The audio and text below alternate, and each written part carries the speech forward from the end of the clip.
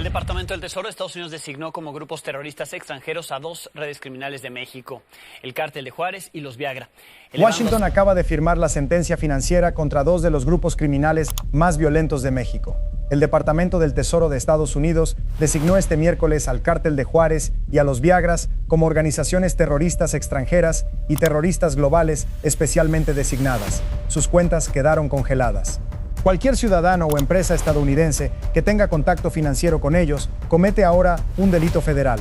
Pero detrás de esa firma hay algo mucho más profundo que una simple sanción.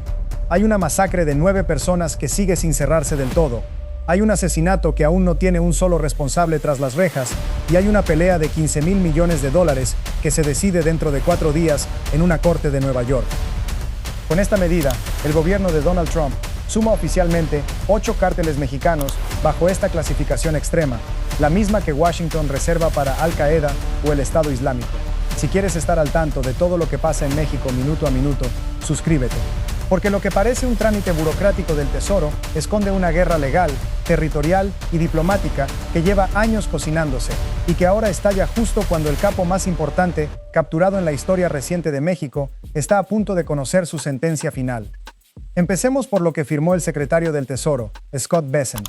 La designación se publicó este miércoles 15 de julio de 2026 en el sitio de la OFAC, la Oficina de Control de Activos Extranjeros. Hasta ese día, ambos grupos figuraban bajo una categoría distinta, la de sanciones por tráfico ilícito de drogas.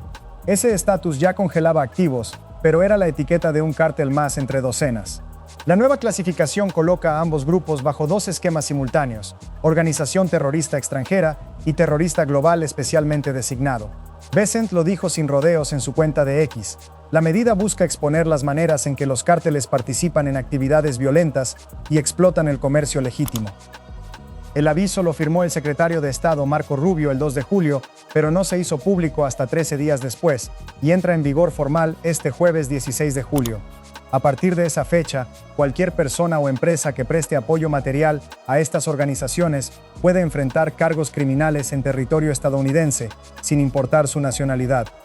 Con esta incorporación, el Cártel de Juárez y los Viagras se suman a una lista que ya incluía al Cártel de Sinaloa, al Cártel Jalisco Nueva Generación, al Cártel del Golfo, al Cártel del Noreste, a Cárteles Unidos y a la Nueva Familia Michoacana, 8 organizaciones mexicanas bajo la etiqueta de terrorismo transnacional.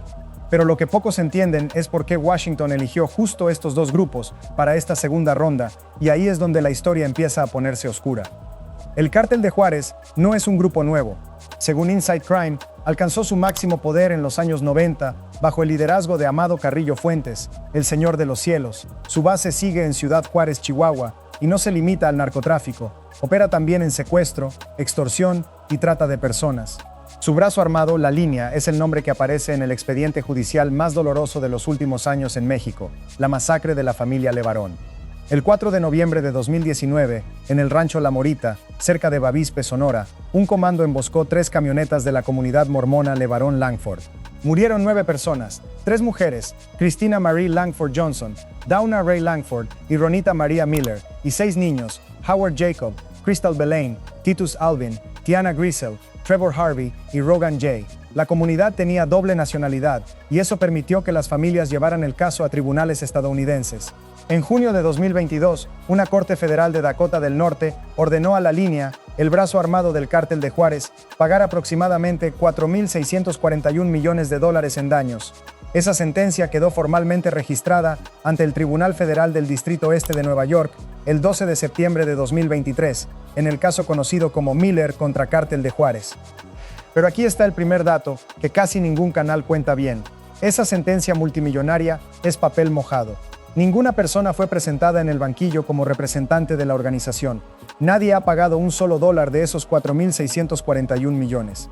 Para cobrar, las familias necesitan encontrar bienes concretos que puedan embargarse, y hasta ahora esos bienes no han aparecido. En el plano penal mexicano, el proceso avanzó con un ritmo que la propia familia calificó de impunidad.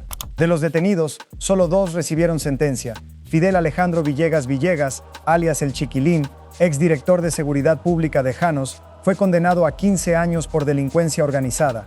Se acreditó que apoyó a La Línea con vigilancia y hasta con gasolina del propio municipio. El otro condenado, Fidencio González Esparza, alias El Janos, recibió 10 años por delincuencia organizada y portación de arma, pero sigue sujeto a proceso por homicidio calificado, es decir, por la masacre en sí. El caso todavía no cierra. La familia ha insistido durante años en que la mayoría de los responsables materiales e intelectuales del ataque siguen libres. Y aquí es donde el caso da su giro más inesperado. Este 15 de julio, el mismo día en que el Tesoro anunciaba la nueva designación terrorista, los abogados de las familias Levarón presentaron un documento ante el juez federal Brian M. Cogan, del Distrito Este de Nueva York, pidiendo algo que suena casi imposible: que se les permita cobrar la deuda de $4.641 millones usando los bienes bloqueados de Ismael El Mayo Zambada, el cofundador del cártel de Sinaloa. ¿Y qué tiene que ver El Mayo Zambada con una masacre atribuida al cártel de Juárez? Ahí está la pieza que pocos conectan. Según el escrito de Motley Rice, el abogado John Eubanks sostiene que El Mayo habría sido un agente o instrumento del cártel de Juárez, proporcionando hombres y armamento para la emboscada de 2019. El documento no aporta evidencia operativa detallada. Lo plantea como un argumento legal apoyado en la Ley de Seguro contra Riesgos del Terrorismo de 2002, la TRIA, que permite a víctimas de terrorismo embargar bienes bloqueados de una organización terrorista o de sus agentes. Zambada se declaró culpable de encabezar una empresa criminal continua y aceptó una orden de decomiso por $15,000 millones, cifra que representa el cálculo de sus ganancias ilícitas, no dinero ya localizado. La fecha límite se acerca peligrosamente. Zambada tiene programada su sentencia para este lunes 20 de julio de 2026 y el gobierno estadounidense ya presentó una propuesta de decomiso en la que reclama para sí, en exclusiva, cualquier pago que el capo entregue. Los abogados de las familias acusan a Washington de querer quedarse con todo mientras deja a las víctimas sin nada. El gobierno busca una condena económica sin bienes identificados, pero pretende la totalidad de lo que eventualmente aparezca. La defensa fue clara: el acuerdo de culpabilidad de Zambada solo lo obliga a él, y no puede anular los derechos que el Congreso ya otorgó a las familias. La decisión está en manos del juez Cogan y se conocerá en cuestión de días. Ahora, mientras el cártel de Juárez libra esta batalla en tribunales de Nueva York, los Viagras cargan con otra historia sin resolver, esta en el terreno de Michoacán, donde la sangre nunca dejó de correr. Los Viagras operan principalmente en la región de Tierra Caliente y forman parte de la alianza conocida como Cárteles Unidos, rival declarado del cártel Jalisco Nueva Generación. Según las autoridades estadounidenses, la organización participa en el tráfico de metanfetaminas y cocaína, además de extorsión y otros delitos en la entidad. Pero el crimen que definió su reputación fuera de los expedientes de narcotráfico ocurrió el 29 de junio de 2023, cuando un comando armado emboscó al fundador de las autodefensas de Michoacán, Hipólito Mora, cuando regresaba de su huerta de limón en la comunidad de La Ruana. El ataque fue de una violencia desmedida. El fiscal de Michoacán, Adrián López Solís, confirmó que se recolectaron cerca de 1,000 casquillos de diferentes calibres y que se usaron rifles tipo Barrett capaces de perforar el blindaje de la camioneta en la que viajaba Mora. Murieron él y 3 de sus escoltas. Las autoridades estimaron que participaron alrededor de 25 personas, aunque familiares sostuvieron que fueron el doble. En redes circuló un audio de los propios atacantes en el que uno decía la frase «puro Viagra». El fiscal fue tajante: todos los gatilleros correspondían a un mismo agrupamiento criminal. Antes de morir, Hipólito Mora dejó un mensaje que sus colaboradores leyeron a los medios. Pedía que su muerte no fuera en vano y que el gobierno se fijara en los ciudadanos antes que en sus propios intereses. Su hermano, Guadalupe Mora, acusó directamente al entonces gobernador Alfredo Ramírez Bedoya de omisión, asegurando que el día del ataque no había ningún policía en La Ruana, pese a existir una base de operaciones en la zona. Pero lo que revela el verdadero fracaso de la justicia es lo que pasó después. A un año del asesinato, Guadalupe Mora denunció que la fiscalía no ha hecho ninguna investigación, no hay avances. Solo 2 personas habían sido detenidas por un crimen que involucró a 25 pistoleros. Y la historia siguió repitiéndose dentro de la misma familia. En 2014 fue asesinado Manuel Mora, hijo de Hipólito. En noviembre de 2025 fue asesinado también su sobrino, Alejandro Torres Mora, junto con su esposa, en un ataque que Guadalupe volvió a atribuir a los Viagras, en la misma comunidad de La Ruana.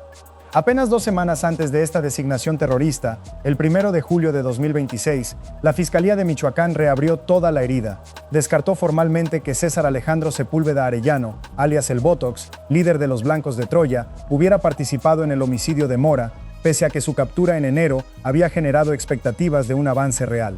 El funcionario Israel Vega Rodríguez fue claro: no existe línea de investigación sólida que lo vincule. Las pesquisas apuntan a la organización señalada desde el inicio, liderada por Nicolás Sierra Santana el Gordo.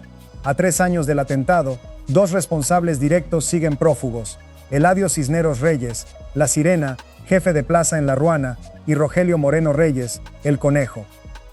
Es decir, 3 años después del crimen, con casi 1000 disparos documentados y 25 personas identificadas como participantes, los principales responsables siguen libres, y la Fiscalía apenas esta semana confirmó oficialmente lo que la familia denunciaba desde el primer día. Ahora bien, ¿qué cambia en la práctica hoy con esta nueva designación? La respuesta corta es: menos de lo que Washington quiere hacer parecer y más de lo que México está dispuesto a admitir en público. La designación como organización terrorista extranjera no reemplaza los mecanismos de cooperación entre ambos gobiernos ni modifica por sí sola la soberanía mexicana. Lo que sí hace es añadir herramientas legales dirigidas al financiamiento, el apoyo material, la colaboración y la movilidad internacional de las organizaciones y sus integrantes, ampliando los riesgos legales para cualquier persona, empresa o intermediario que tenga contacto con ellas, sea en México o en Estados Unidos. La presidenta Claudia Sheinbaum respondió con una frase que ya es su sello frente a este tipo de decisiones. Dijo que Estados Unidos puede llamar a los cárteles como quiera, pero que su gobierno defenderá la soberanía si esa etiqueta se traduce en acciones extraterritoriales. Desde la primera ronda de designaciones, en febrero de 2025, ha sostenido que en México el terrorismo está definido en el Código Penal como un delito que busca derrocar o presionar a un gobierno dañando a la población civil, y los cárteles no encajan en esa definición, aunque eso no minimiza la gravedad de sus crímenes. Como respuesta, México impulsó una reforma al artículo 40 constitucional para blindar la prohibición de injerencia extranjera, dejando escrito que el país no aceptará intervenciones ni violaciones de su territorio, ni consentirá investigaciones sin autorización expresa del Estado mexicano. Esa desconfianza no es retórica vacía. Apenas unos días antes de esta nueva designación, Sheinbaum instruyó a la Cancillería exigir al FBI, a través de la Fiscalía General de la República, una explicación formal sobre cómo se ejecutó la captura de El Mayo Zambada, después de que se destapara el caso de 2 presuntos agentes de la CIA que operaban en Chihuahua y murieron en un accidente en territorio mexicano. Y esta misma semana el gobierno mexicano rechazó las declaraciones del jefe de la DEA, Terry Cole, quien afirmó en una cumbre en Orlando que existe una conexión mortal entre los cárteles y el gobierno mexicano, sin presentar pruebas. La respuesta de Sheinbaum fue tajante. Negó rotundamente las afirmaciones y pidió al funcionario estadounidense trabajar mucho en Estados Unidos y dentro de su propia organización. Lo que queda claro es que esta designación no es un episodio aislado. Es la pieza más reciente de una estrategia que empezó en febrero de 2025 y se profundizó en mayo con la Estrategia Nacional de Control de Drogas, que catalogó al fentanilo como arma de destrucción masiva y fusionó a la DEA, el FBI, la ATF y Seguridad Nacional en una fuerza única. Washington ha sido explícito en que tratará a los líderes criminales como objetivos militares, no solo judiciales, después de la muerte reciente del niño Guerrero, líder del Tren de Aragua, en una operación sin juicio previo. Al final, lo que esta designación deja claro es esto: firmar un papel en Washington es fácil. Lo difícil, lo que estas 2 historias demuestran con 7 años de expedientes abiertos, es que ese papel se traduzca en justicia real para quienes ya perdieron todo. La familia Levarón sigue esperando que alguien pague los $4.641 millones que un juez les reconoció hace 4 años. La familia Mora sigue enterrando a sus muertos uno por uno, mientras los responsables de disparar casi 1000 balas contra un hombre que ya había depuesto las armas siguen libres en algún punto de tierra caliente. Etiquetar a un cártel como terrorista congela cuentas en Estados Unidos. Pero no ha resucitado a 9 personas en Sonora, ni ha encarcelado a los 23 pistoleros que aún faltan por el crimen de La Ruana. Esa es la distancia real entre un comunicado del Tesoro y la justicia que estas familias llevan reclamando desde hace años, y esa distancia, hasta el día de hoy, sigue sin cerrarse.